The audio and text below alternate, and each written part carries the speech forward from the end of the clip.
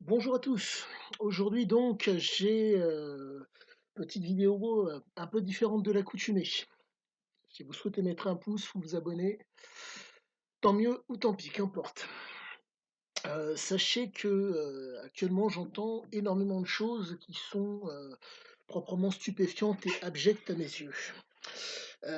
On parle de Great Reset, on parle de crédit social, on parle de beaucoup de choses qui pour moi sont du grand n'importe quoi.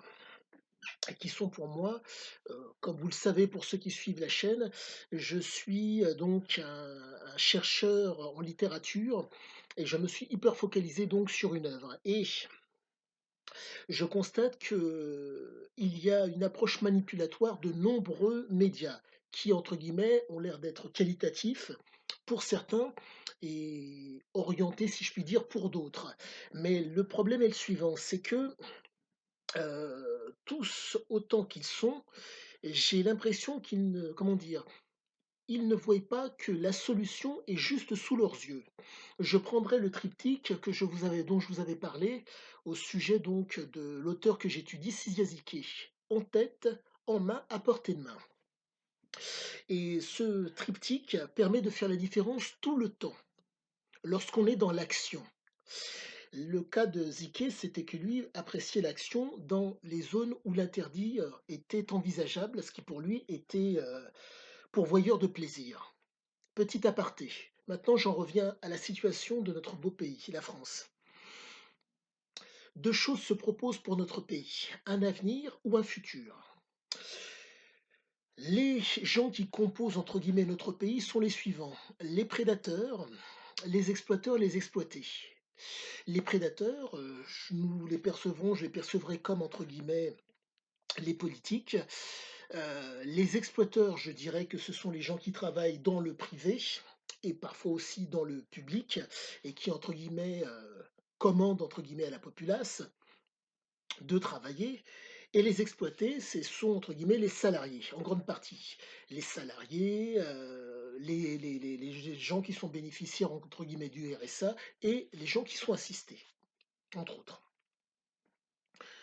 Et donc, ce triptyque qui consiste donc en un prédateur, en un, pardonnez-moi, en un exploiteur et un exploité, font que nous nous retrouvons avec trois comportements différents. Celui qui contrôle, celui qui commande et celui qui est soumis. Aujourd'hui, il faut que les hauts fonctionnaires et les bourgeois qui sont, qui sont des prédateurs, et c'est une qualité que d'être un prédateur, il faut arrêter. Bref, les mots ont un sens et pour moi, ils ont un sens. Que ceux qui, entre guillemets, perçoivent le mot prédateur comme quelque chose de néfaste, euh, se mettent à étudier. Parce que là, il faut se rendre compte que ils ont leur utilité. Ces prédateurs sont en mesure, voire sont actuellement, ont un avenir. Les soumis n'ont qu'un futur. Donc il est impératif que les prédateurs que sont les bourgeois et les hauts fonctionnaires, qu'entends-je par hauts fonctionnaires? Les ponts et chaussées, l'ENA et les polytechniciens.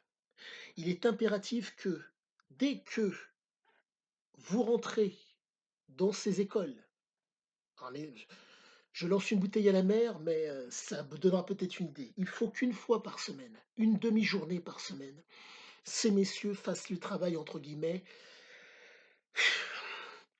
les travaux pénibles, que ça soit passer le balai, être un balayeur, n'importe quoi, mais en un mot, que ça soit en rapport avec la France. On me parle d'énormément de problèmes en France.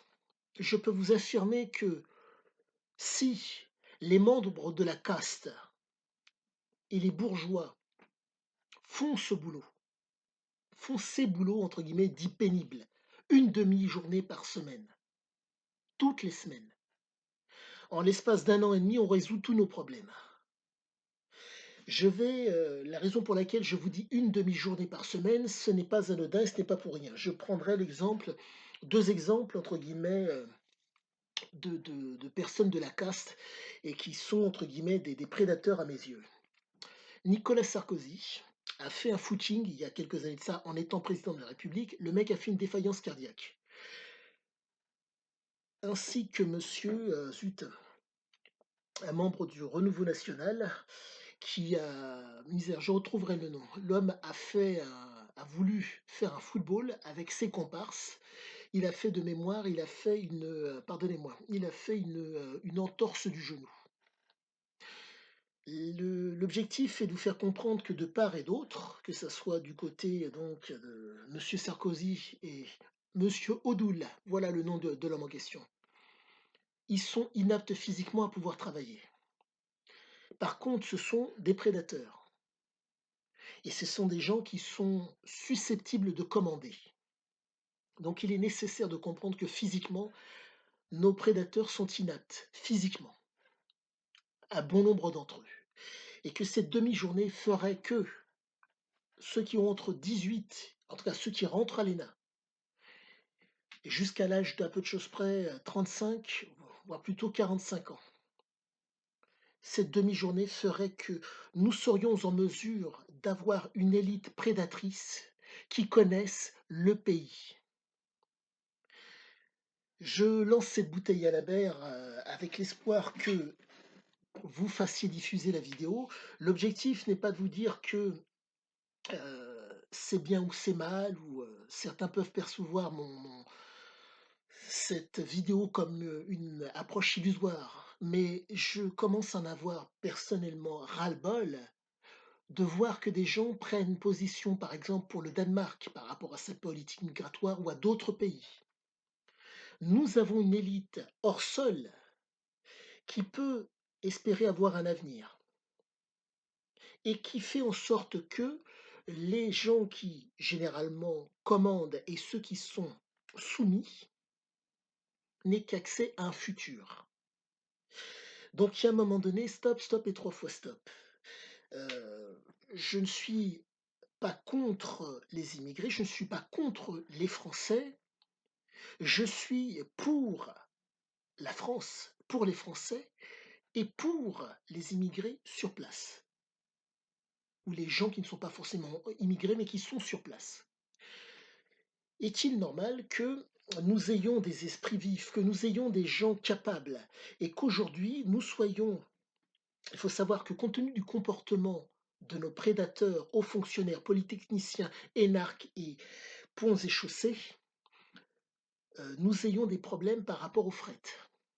Il faut savoir que Paul-Antoine Martin, qui les a côtoyés, prétend-il, que ces messieurs ont tellement, comment dire, phagocyté, tellement bousillé le fret français qu'aujourd'hui, nous passons à côté d'une manne financière pour la France et une manne, si je puis dire, au-delà des finances, une manne financière, une manne culturelle et une manne d'instruction pour le pays conséquente à cause de ces messieurs. Donc je reviens à ce que je vous disais. Cette demi-heure de travail parmi, entre guillemets, ces gens qui, cette demi-heure pardonnez-moi, cette demi-journée de travail permettrait donc à cette élite prédatrice d'être prédatrice pour la France. Quand vous ne subissez pas les conséquences de vos choix, la situation que nous vivons actuellement se présente. Quand vous entendez certains politiques qui tiennent des propos lunaires, ce n'est pas un problème, puisque le billet n'a pas de valeur. Mais ce billet qui n'a pas de valeur leur permet de consommer tous les jours ce qu'ils souhaitent. Moi, mon problème, il est le suivant. Le jour où le type qui est de l'autre côté de la frontière, qui vous fournit donc la nourriture, l'agriculture que nous aurions pu avoir, et l'industrie, les produits que vous consommez quasiment toute la journée, smartphone et j'en passe, viennent à vous dire je ne veux pas un mais deux bouts de papier. Ces messieurs qui ont, entre guillemets, galvaudé la valeur du français et la valeur des gens qui sont sur place et qui vont faire les choses sur place pour la collectivité et pour, entre guillemets, que nous soyons souverains, ne se rendent pas compte qu'à un moment donné, le jour où le type dit maintenant je souhaiterais avoir une libido avec, en un mot, légaliser la prostitution, par exemple, en France. Pour résumer ma pensée, si quelqu'un vient à dire à une autre personne: «C'est combien?», la personne va lui dire: «C'est un ou 2 bouts de papier». Le jour où le type dit maintenant: «Oui, mais toi tu m'intéresses pas, par contre, je suis prêt à donner les 2 bouts de papier à ton enfant». Est-ce que quelqu'un pourrait trouver normal que cette personne ait la main, pardonnez-moi l'expression, sur le berceau? Donc mon objectif, c'est une bouteille à la mer que je lance avec, l'espoir peut-être d'être écouté, et j'espère avoir été compris, et j'espère que s'il y a interprétation de mes propos, que vous ayez, si possible, un pied dans le réel pour essayer d'en faire quelque chose. Mais si vous êtes dans la croyance et la médisance, sachez que ça pourra arriver si vous ne faites pas partie des prédateurs, à vous, à vous-même ou à vos enfants. Donc, cette bouteille à la mer, je la lance avec l'espoir de peut-être avoir été entendu. Je vous souhaite à tous une excellente fin de journée et je vous dis à bientôt.